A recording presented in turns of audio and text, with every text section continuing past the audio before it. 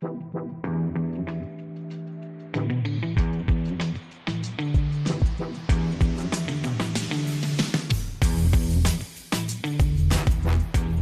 you ever walked into a job interview and completely frozen?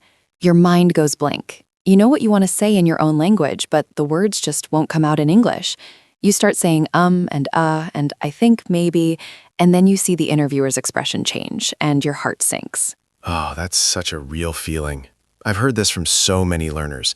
They say, Daniel, I prepared for weeks, but the moment they asked me, tell me about yourself, I just went completely blank. And here's the thing. It's not about your English level. It's about not knowing what to expect, not having the right phrases ready, and never having actually practiced speaking under pressure. Today, we're going to change that. We're going to walk you through a real job interview, from beginning to end, teach you the exact phrases that impress interviewers, and give you time to practice them yourself. So stay with us, because by the end of this episode, you are going to feel so much more confident. Welcome to Learn English with Claire, the podcast where we don't just teach you English, we help you use it in real life. I'm Claire, your lead English teacher, and joining me as always is my wonderful co-host and fellow ESL expert, Daniel. Hey everyone. So excited about today's topic, job interviews. Because honestly, this is one of the most high-stakes situations where your English really matters. And it's not just about vocabulary, right, Claire? Exactly. It's about tone, structure, confidence, and knowing the right phrases at the right time. Today, we're going to do something really special. We're going to pre-teach you some essential vocabulary, then take you through a full, realistic job interview simulation, completely uninterrupted. And then we're going to break it all down piece by piece. And at the end, we'll slow everything down so you can actually practice speaking it yourself. And this episode works best if you listen more than once. First time, just listen and absorb. Second time, pause and repeat. That combination is incredibly powerful for your speaking fluency. Perfect advice. All right, let's start with some vocabulary that you're going to hear throughout today's episode. Before we jump into the interview, let's make sure you understand 5 key words and phrases that come up all the time in job interviews. Knowing these in advance is going to make your listening and your speaking so much more natural. And these aren't just random vocabulary words. These are phrases that interviewers actually listen for. When candidates use them naturally, it immediately makes them sound more professional. The first phrase is to be well suited for a role. It means that your skills, experience, and personality are a good match for a specific job. The word suited comes from suitable, which means appropriate or fitting. So it's like saying, I fit this job like a glove.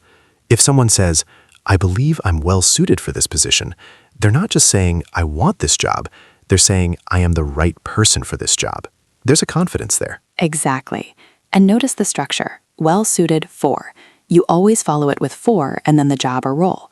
For example, I feel I'm well suited for a leadership role, or my background makes me well suited for client-facing positions. You could also flip it and say the role is well suited to you.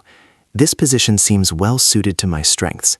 Both directions work, though candidates usually use I am well suited for the role. Great addition. Let's hear it in a mini dialogue. Interviewer, why should we hire you? Candidate, I believe I'm well suited for this role because I bring 5 years of direct experience and a strong track record in team management. Confident, specific, professional. Next phrase, to take the initiative. This means to act without being told, to see what needs to be done and do it yourself without waiting for instructions. Employers absolutely love this quality. When you say you take the initiative, you're signaling that you're proactive, not someone who waits around for someone else to tell you what to do. It's one of those phrases that really stands out. Let's break down the grammar quickly. Take is the verb, and initiative is the noun. You always say take the initiative with the, not take initiative, although that is sometimes acceptable in informal speech. Right. And you can extend it too. Take the initiative to do something. For example, I took the initiative to redesign our filing system when I noticed it was slowing down the team. That's much stronger than just saying, I'm a hard worker. In a job interview context, interviewer, tell me about a time you showed leadership. Candidate, sure. In my previous role, I took the initiative to create a weekly feedback system that increased team productivity by 20%. Brilliant. That's the kind of answer that makes interviewers take notes. Word 4, a track record. Phrase number 3, a track record. A track record is your history of achievements, usually in a professional context. It's the evidence of your past performance. The image here is of a running track, like the lanes where athletes race. Your track record is the trail you've left behind, what you've actually accomplished. And in interviews, you want to show that your track record is strong and relevant. Common collocations, words that go with track record, include a strong track record, a proven track record, and a track record of success. For example, I have a proven track record in sales, consistently exceeding my targets by at least 15% each quarter.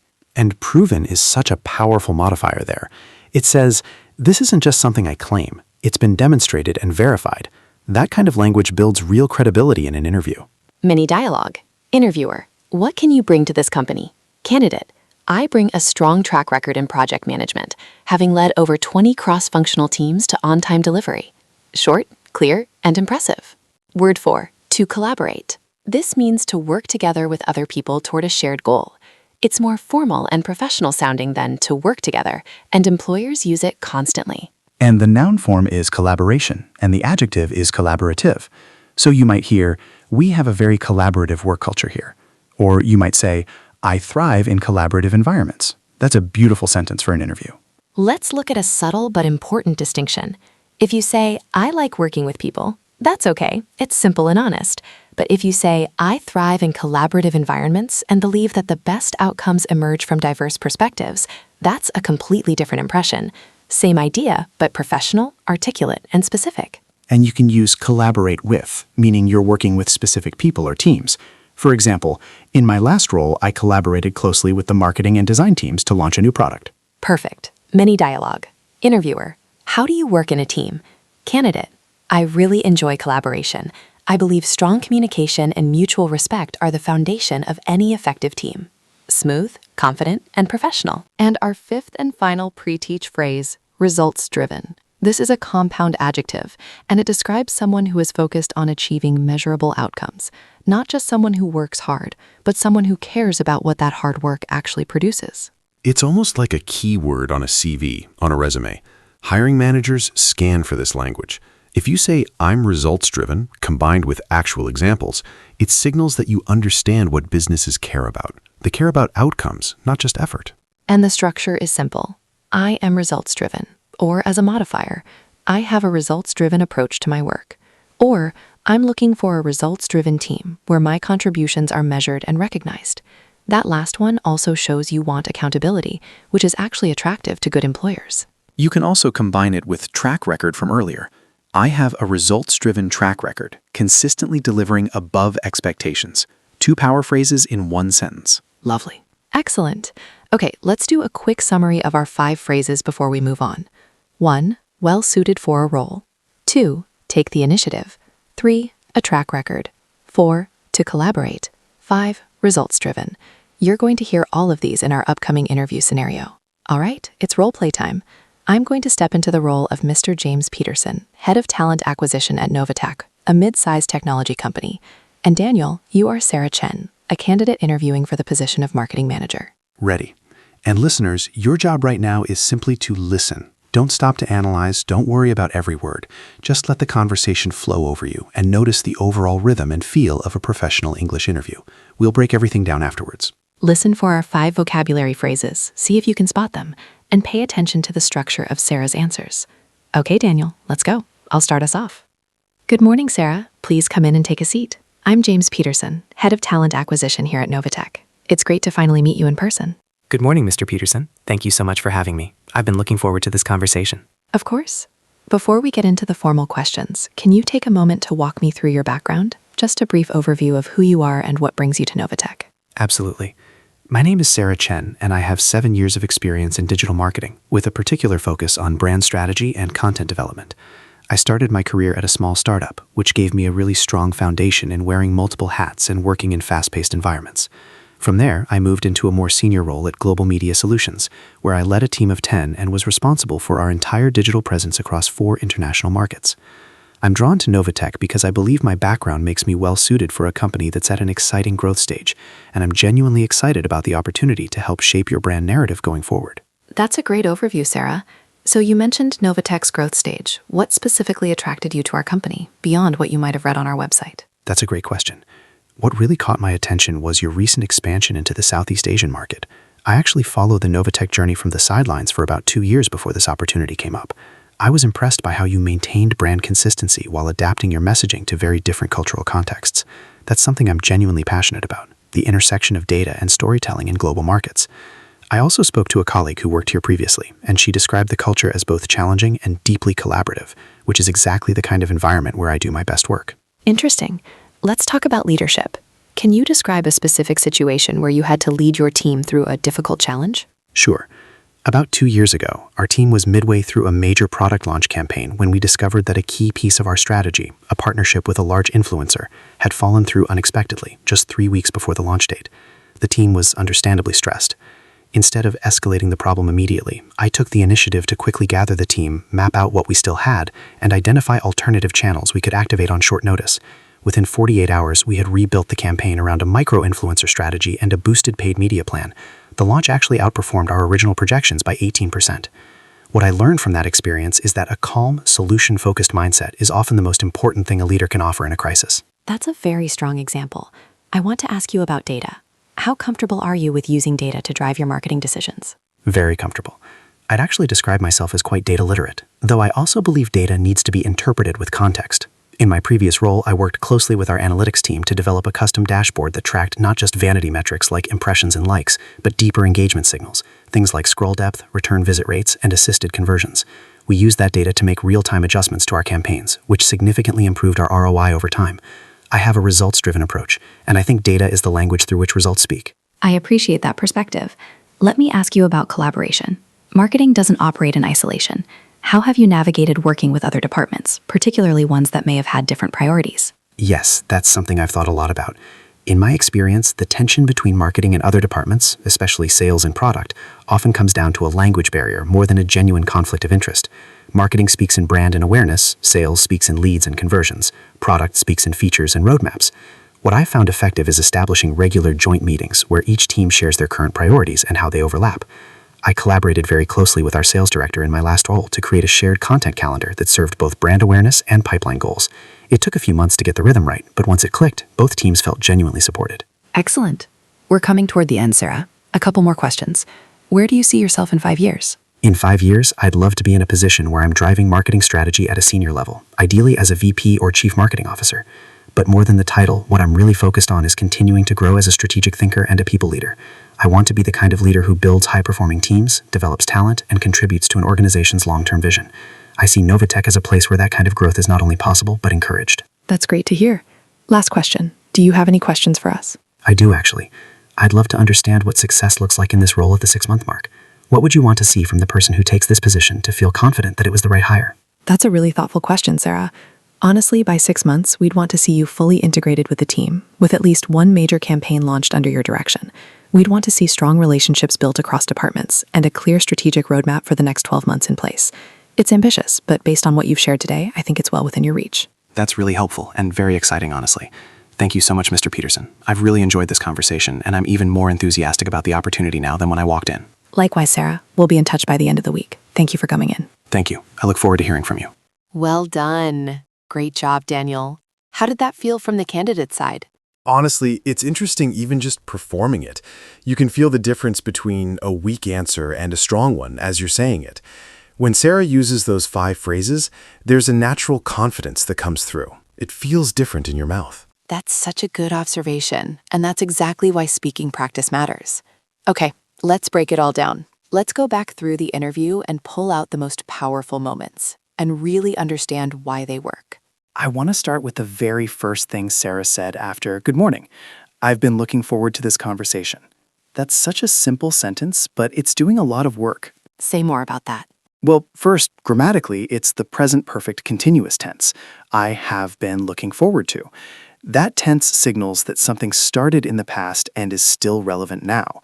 She's saying, this excitement isn't new. I've been feeling it for a while.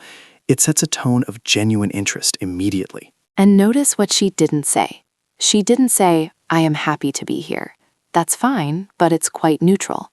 I've been looking forward to this conversation is warmer, more personal, and more memorable. Small difference, big impact. Now let's look at the tell me about yourself answer, because this is the question that trips up so many learners. Sarah used a very clear structure: past, present, future. She talked about where she started, the startup, then her most recent role at Global Media Solutions, and then she ended by linking it to Novatech and the future. That structure is often called the past, present, future framework, and it's brilliant because it tells a coherent story. It's not just a list of jobs, it's a narrative. And she closed it beautifully with, "I'm genuinely excited about the opportunity to help shape your brand narrative going forward." The word genuinely is key. Genuinely signals authenticity. In interviews, interviewers are trying to figure out, is this person really interested, or are they just saying what they think I want to hear? When you say genuinely, you're actively addressing that unspoken concern. Next, the answer to what attracted you to Novatech.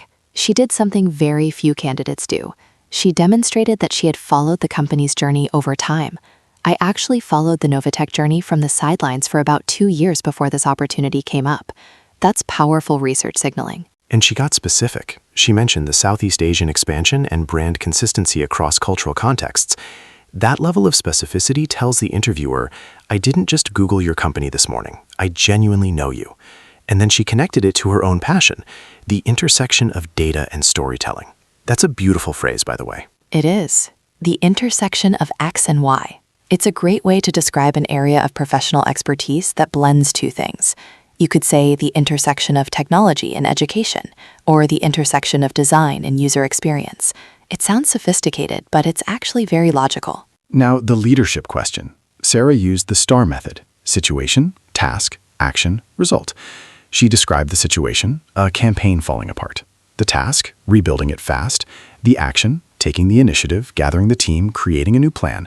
The result, 18% above projections. And she explicitly used our vocabulary. I took the initiative to quickly gather the team. That phrase signals proactivity and ownership. She didn't say, my manager suggested we, or we decided as a group. She said, I took the initiative. That positions her as a leader, not just a participant. And then she closed that answer with a reflection. What I learned from that experience is, that shows self-awareness and the ability to grow from challenges. Interviewers love that. It shows emotional intelligence. Let's look at the data question. She said, I'd actually describe myself as quite data literate, though I also believe data needs to be interpreted with context. That, though, is doing something subtle but clever. She's showing nuance. She's not just saying, I love data. She's saying, I love data and I know its limits. That's a much more sophisticated answer. And then at the end, I have a results-driven approach, and I think data is the language through which results speak. That's almost poetic, and it directly used our pre-teach vocabulary, results-driven, but she elevated it into a metaphor. Data is the language through which results speak. That's the kind of answer that gets written down. The collaboration answer was also very strong. She identified the real problem. Often comes down to a language barrier more than a genuine conflict of interest. She showed strategic thinking by breaking down how different departments speak, and then she gave a concrete solution, joint meetings and a shared content calendar, specific, practical, and wise. And her question at the end, what does success look like in this role at the 6-month mark? That is one of the most powerful questions a candidate can ask in an interview. It shows strategic thinking, ambition, and genuine interest in succeeding in the role, not just getting the job. Absolutely. That question flips the dynamic slightly. Now the interviewer is picturing you already in the role, succeeding. It's a subtle psychological shift, but a very effective one. Now let's go a little deeper. We're going to look at some natural versus unnatural English and some common mistakes learners make in interviews specifically. Let's start with tell me about yourself. One of the most common mistakes we hear is candidates who begin with, I am a very hard-working person. This is what I call a claimed quality. You're telling the interviewer you're hardworking, but you're not showing it. Interviewers have heard that sentence thousands of times. It means nothing without evidence. Exactly. Compare, I am a very hardworking person versus, in my previous role, I consistently worked across multiple projects simultaneously and was recognized twice for delivering ahead of schedule. The second version doesn't claim hard work, it demonstrates it. Show, don't tell. That principle is gold in interviews. Another very common language issue. Candidates often say, I have many experiences in. But in English, experience is usually uncountable when it refers to skill or knowledge gained over time. So the correct form is, I have a lot of experience in, or I have extensive experience in. The plural experiences is used for specific individual moments, like I had many interesting experiences during my time abroad. That's a subtle but important distinction. Another one, formality. In a formal job interview, you generally want to avoid very casual connectors. Instead of, so yeah, basically I just, which sounds very informal, you'd want to say something like, in summary, or to give you a brief overview, or put simply. Let's also talk about how to answer a question you're not sure about. Learners often panic and say nothing, or just say, I don't know.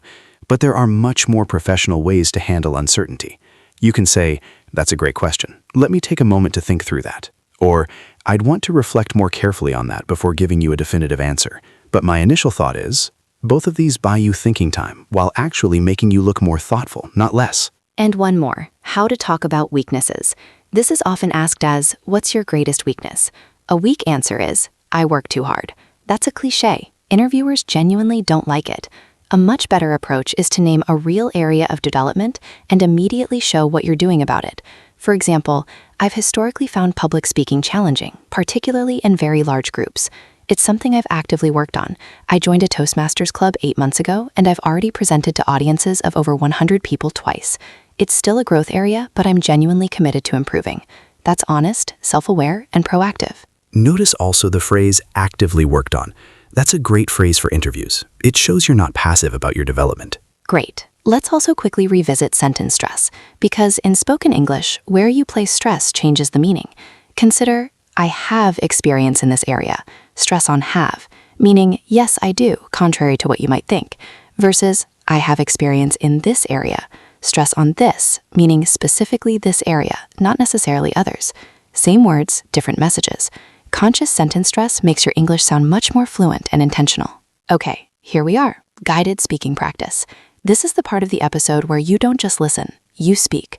I'm going to slow everything down, break it into chunks, and give you time to actually say the phrases out loud. Daniel is going to repeat with me so you can hear how it sounds from 2 slightly different voices. Yes, and this is really important. Don't just think the answer in your head. Say it out loud. Your mouth needs to practice these sounds and rhythms just as much as your brain does. Let's begin with phrase 1. I believe I'm well suited for this role because of my background in digital marketing. I believe I'm well suited for this role because of my background in digital marketing. Now, slowly in chunks. I believe I'm well suited for this role because of my background in digital marketing. I believe I'm well suited for this role because of my background in digital marketing. Excellent. Let's try the next one. This one is about taking initiative. Listen carefully. I took the initiative to rebuild the campaign, and it outperformed our original projections. I took the initiative to rebuild the campaign, and it outperformed our original projections. Now in chunks. I took the initiative to rebuild the campaign, and it outperformed our original projections. I took the initiative to rebuild the campaign, and it outperformed our original projections. Now you try. I took the initiative to rebuild the campaign, and it outperformed our original projections. Beautiful. Now let's practice using track record. Listen carefully. I have a proven track record of delivering results, consistently exceeding my targets each quarter. I have a proven track record of delivering results, consistently exceeding my targets each quarter. In chunks. I have a proven track record of delivering results, consistently exceeding my targets each quarter. I have a proven track record of delivering results, consistently exceeding my targets each quarter. Your turn.